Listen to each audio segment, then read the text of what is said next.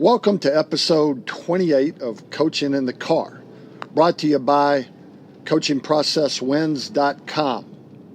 You can get all our past episodes and new content that we're putting out there at coachingprocesswins.com. So make sure you stay with us, and thank you for staying with us and just keep on coming back here to Coaching in the Car.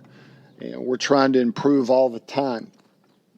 I don't want to waste any time because I want to get right into a guest that I've got on the podcast today, Coach Wade Phillips.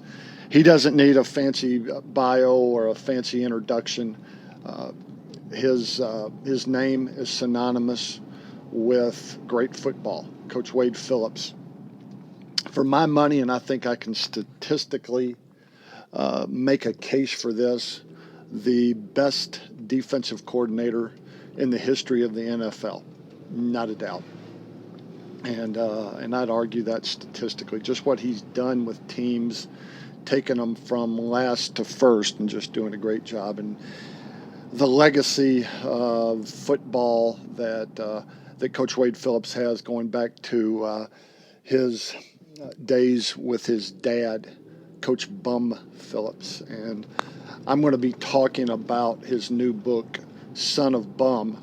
I picked that up, and I encourage you to pick up Son of Bum. It just came out this year, 2017, and just from the history of Texas high school football, tracing the history back of Wade Phillips and how he's developed things through the teachings of his father, Bum, all the way back to Texas high school football, to the Texas A&M Aggies with Coach Bear Bryant, and just the things that Coach Phillips has seen and done to make a career that, in my opinion, is Hall of Fame worthy.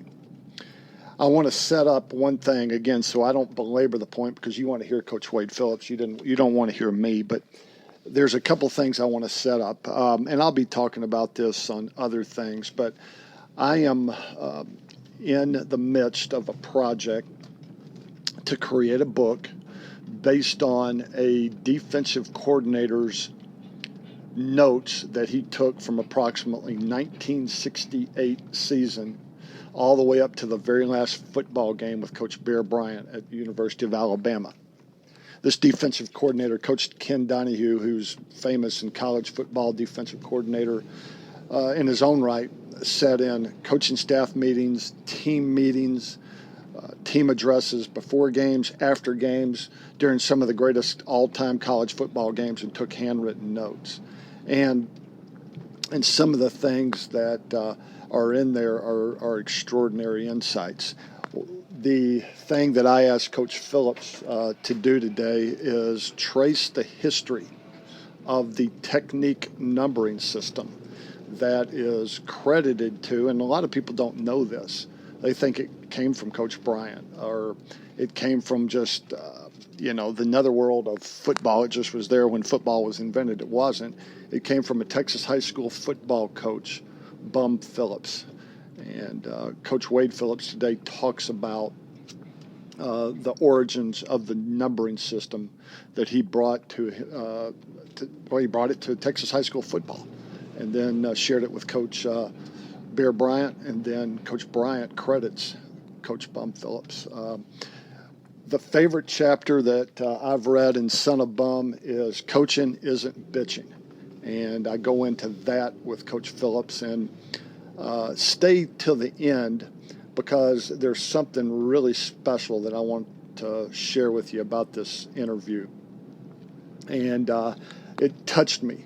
Just the whole process of this touched me. And I want to share that with you because it made me a better man.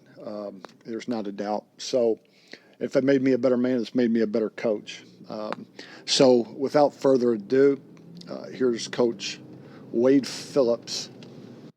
A quick editor's note before we get on here with Coach Phillips. I caught up with Coach Phillips over the phone while the LA Rams, in which he's the new defensive coordinator with the Los Angeles Rams, are in OTAs. We were on the phone, and if you hear some ticking, that's totally on my end. Listen to the message and fault me later for my lack of technology prowess. But just hope you enjoy the message that Coach Phillips has. I just wanted to give that editor's note. Blame any glitches on me. Enjoy. Coach Phillips, it's more than a pleasure. It's an honor to have you on and talk about a story that takes me all the way back to when I was a boy and my dad was a coach. And a lot of people don't know this, but your dad, Tom Phillips, is credited with the numbering system with Coach Bryant. Could you tell a little bit about the genesis of that, how your dad developed the technique numbering system and how it came to be? Yes, my dad, Bob Phillips, was coaching in high school in Texas, in Nederland, Texas, and everybody just called the defense. They called it the Oklahoma defense or the wide tackle six or whatever, but there was no specific system. Actually, where the guy lined up and what his technique was, and so my dad came up with a system for high school kids, basically, that, two techniques is where you lined up over the guard and you played inside. Your assignment was inside to the A-gap, and so on and so forth. 2, 4, 6 were all head up. 0, 2, 4, 6 were all head up. Then 1, 3, 5, 7, 9 were shades. So, he did it in high school, and then he went to coaching with Coach Bryant at Texas A&M. Coach Bryant liked it, so he adopted it, and then of course he took it to Alabama. And with all the success Coach Bryant had, it kind of spread from there. But Coach Bryant did say in his book that it came from my dad, which it did. Yes, sir. I'll tell you what. A lot of coaches say they call so you got inside the tackle as a 4-eye, and I hear coaches, so on the guard it's a 1, 2, 3, and then I hear other guys go, no, that's a 1-eye because you got the inside of the tackle as a 4-eye. What's the truth on that mystery? Well, they really didn't have a 4-eye technique of the defenses they ran, and part of it, the numbering system was you could call. They called the defense by the numbers. In other words, when I played, we played a 27 defense, which you played a 2 and a 7, on both sides. But sometimes they'd call it 27-29, where you play a 2 and a 7 on one side and then 2 and a 9 on the other side. Short yards was 15 defense, 1-5, 1-5. So that was the significance of the defense. Is you could call it, you could call the numbers and play a 37 or 36 or whatever you want to play. As far as the numbering system, like I said, they went 2, 4, 6, and then 1 and 3 were the shades outside the guard. There was no inside technique. Nobody played inside technique of tackle at the time. It's become 4-eye since then. And then the 5 technique was then outside the tackle. And the next number was the 7. That's why the 7 was inside the tight end. So it's 7 and 9. Yes. And 8 was really wide look. So that's how it came in. That's such a good history lesson. I appreciate that. I argue with coaches all the time. I said it's a 1. They said no, it's a 1-eye. So I'm glad you cleared it up. I tell you what, Coach, I'm enjoying this.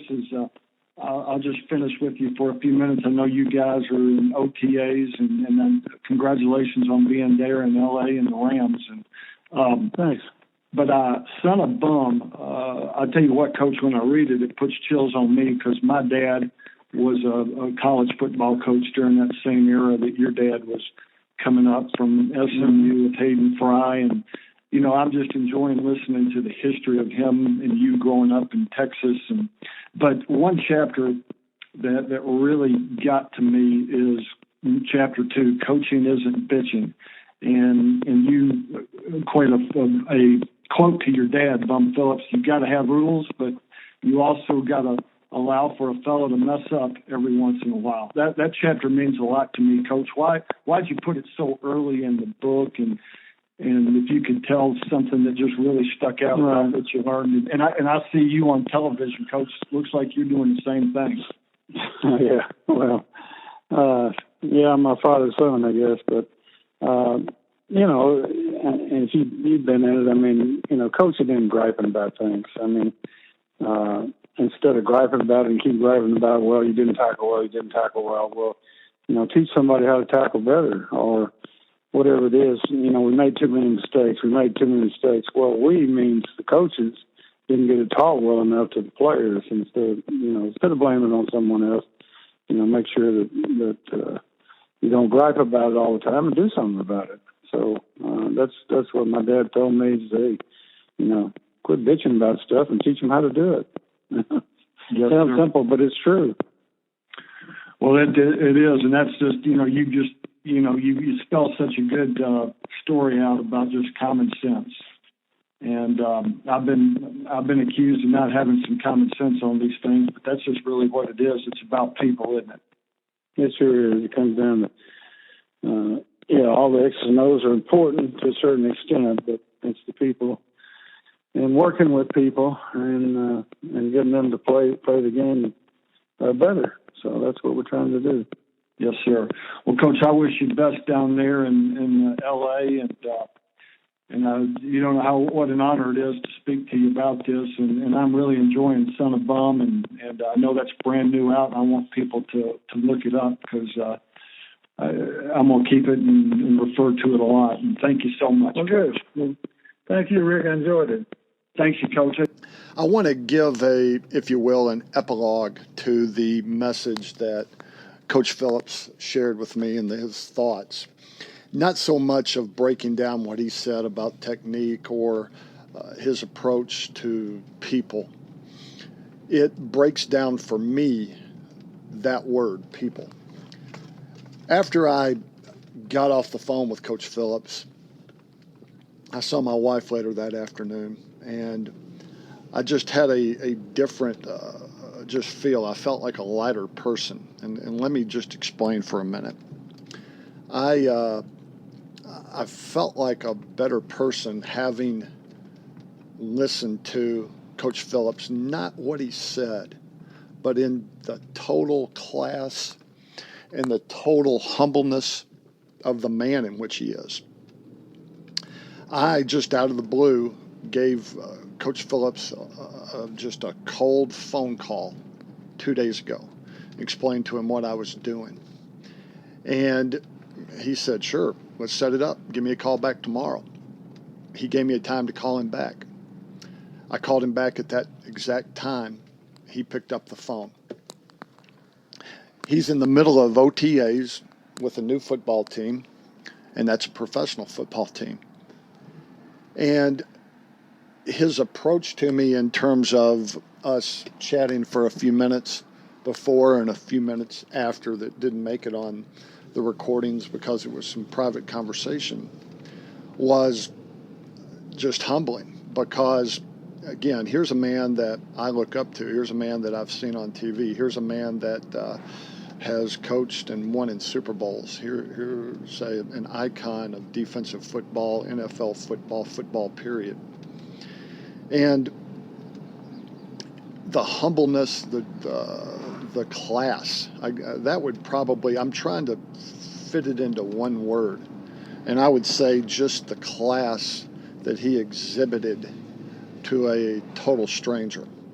And from what I understand, that is the norm for him. It's not only the norm in the way he acts toward his players, treats assistants around him, but in everyday people. And I've heard stories about folks coming up to Coach Phillips and just how approachable and how kind and a nice man. And I don't know if that is the definition of class, but it's my definition of class. It's how you treat people that can't do anything for you and can't do anything to you. And it left this impression that if I were a player for him, or if I'm just a guy that's speaking to him on the phone and trying to share with football coaches in this audience.